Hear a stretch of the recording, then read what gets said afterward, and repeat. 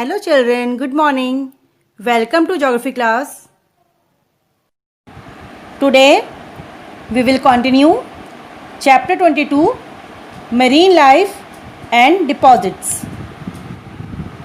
Today is day 2 for the chapter. In the first video of this chapter, we have studied the following objectives.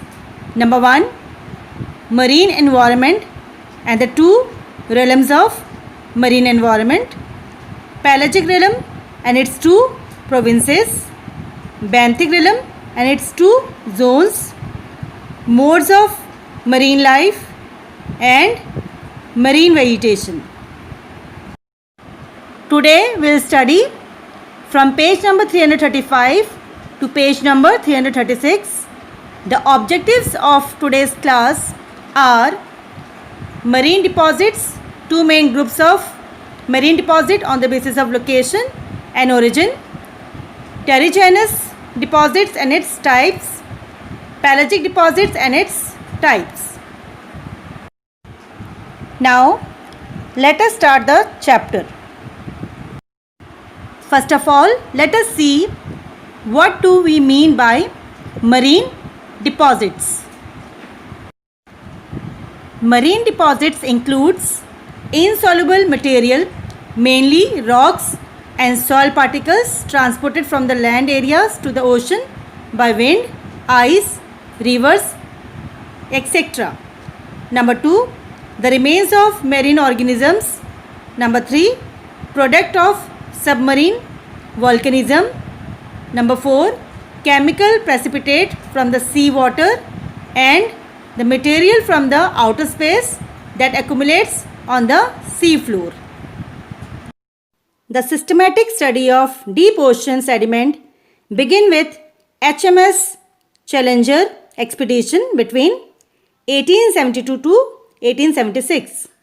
Since 1968, American scientists in collaboration with those from United Kingdom and Soviet Union and the various other countries have discovered numerous sedimentary core samples from the Atlantic and the Pacific Oceans through the use of specially instrumented deep sea drilling vessels called Glomar Challenger.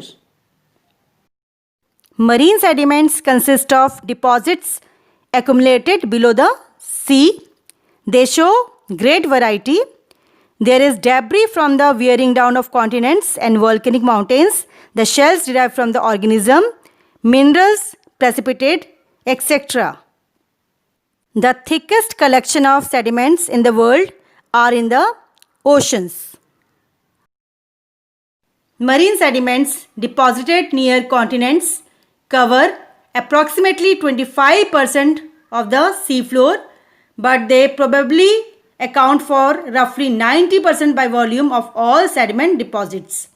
In some cases, an earthquake triggers a massive erosion and movement of sediment material to the canyon head. Suspended sediment can travel for hundreds of kilometers and sometimes thousands of kilometers across the ocean bottom.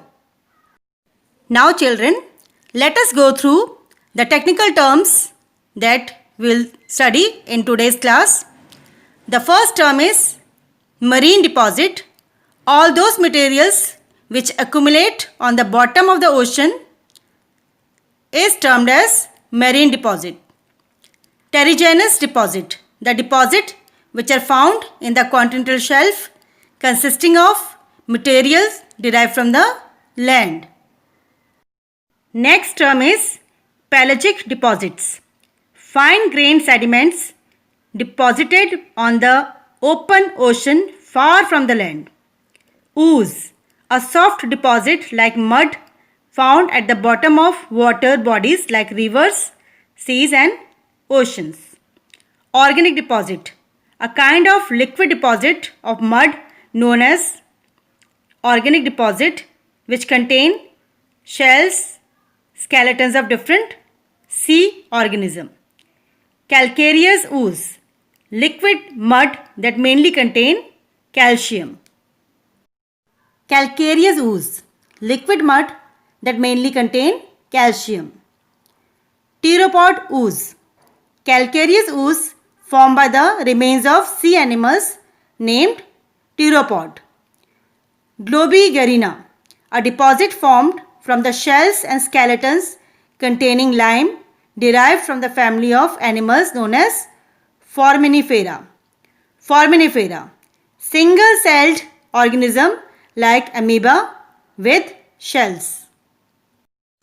The next term is siliceous ooze, the marine deposit which has a preponderance of silica. Diatom ooze. Diatom ooze is formed from the remains of very small plants which flourish well in the cooler oceans and are found in a wide belt around Antarctica. Radiolarian ooze, a deposit formed of skeletons of Radiolarea which have a lattice-like structure. It lives in warm water. Lattice or lattice is a broad-leaved plant which is mostly used as salad. Now, let us start the chapter. All those materials which are accumulated on the bottom of the ocean are known as marine deposits. The marine deposits are broadly divided into two main groups on the basis of their origin and location. The two main groups of marine deposits are terrigenous deposits or lithogenous deposit, and the second type of marine deposit is the pelagic deposits. Let us discuss both in detail. Terrigenous deposits are mainly found on the continental shelf and continental slope. These deposits consist mainly of the material derived from the land. They are carried from the land to sea mainly by rivers, wind, and other agents of change. Here in this diagram you can see that a river is carrying large amount of sediments from land to the sea and ultimately to the ocean floor. Depending upon the size of rock fragments, the sediments can be broadly classified into gravel, sand, and mud. Mud consists of minute particles of various rock forming minerals and cover a large part of the continental shelf and continental slope. Murray has divided muds into three different classes depending upon their color. They are blue mud, red mud, and green mud. Next, we have volcanic deposit. In the volcanic regions, the deposits of continental shelf chiefly consist of the product of volcanism. The volcanic material which are ejected from the volcano in an ocean gives rise to volcanic deposits. The volcanic deposits have more lava than quartz, a type of rocks. Millions of animals and plants grow and die on large parts of the continental shelf. Their shells and skeletons are deposited on the ocean bottom and they form the organic deposits. These deposits mainly contain calcium carbonate and are different from the terrigenous deposits. Now, we'll study about the pelagic deposits. The pelagic deposits are mostly found on the deep sea plains and in the deep oceans, covering about 75% of the oceanic area. The pelagic deposits are formed by the shells and skeletons of marine animals and plants and are mainly found in the mid-oceans away from the continents. In addition to shells and skeletons, some volcanic dust brought by wind is also deposited in the mid-ocean. Thus, pelagic deposits are both organic and inorganic. Organic deposits are kind of liquid mud known as ooze, which contains shells and skeletons of different sea animals. Normally, oozes are of two types. They are calcareous ooze and siliceous ooze. Calcareous ooze is mainly dominated by presence of calcium. The calcareous ooze is either pteropod ooze or Globigerina ooze. Pteropod ooze is a calcareous ooze and is formed by the remnants of or remains of sea animals named pteropod. This is mostly found on the submarine ridges and plateaus. Its greatest concentration is in the Atlantic Ocean. Globigerina is formed from the shells and skeletons containing lime derived from the family of the animals known as Foraminifera. The word Globigerina is derived from the word globe, which means round in shape. They are found over large areas of the Atlantic and the Indian Ocean. In the Foraminifera, Globigerina is most outstanding. They are also found adjacent to the Indian Ocean, in the South Pacific Ocean in large quantity. Now, we will study about the siliceous ooze.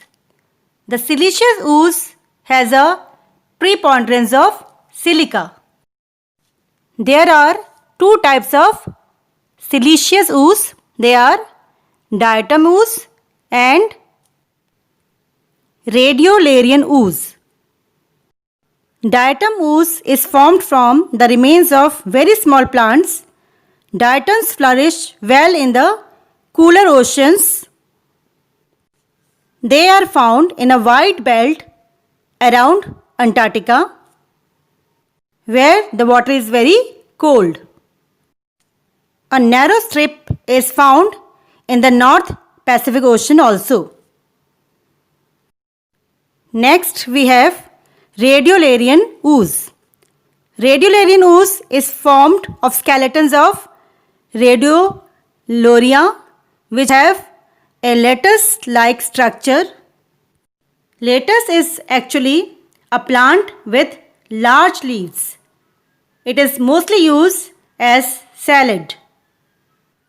Radiolarian ooze is found at a great depth in the intertropical areas of the Indian Ocean and the Central Pacific Ocean. The next marine deposit we are going to study is the red clay. It consists of mainly inorganic material which is apparently of volcanic origin. Silicon and aluminium dioxide are the chief constituents. It also contains minerals like iron, manganese, phosphorus and radium. Red clay is the most widely spread pelagic deposits. It covers about 38% of the total oceanic area. It covers more than half of the Pacific Ocean. With this, we complete our today's topic. Your homework is to go through exercise number 2, question number 7, classify marine deposits on the basis of their location and origin. Question number 8, what are terrigenous deposits? Question number 9, third part, distinguish clearly between the following: terrigenous deposits and pelagic deposits. Exercise number 3, question number 1, give a detailed account of different types of deposits found in the ocean. Hope that you have understood the topic. You have to write the answers of 3 questions in your copy. The questions are: number 1, what do you mean by marine deposits? Classify marine deposits on the basis of origin and location. Question number 2, what do you mean by terrigenous deposits? Explain its types. Question number 3, what do you mean by pelagic deposits? Explain the organic and inorganic deposits. Children, you have to read the topic from your book. Go through the back questions and learn their answers. Here I have given the YouTube link. You can refer to see the video. You must see the school video given in the homework. We will meet in the next video with the next topic. Till then, bye. Thank you.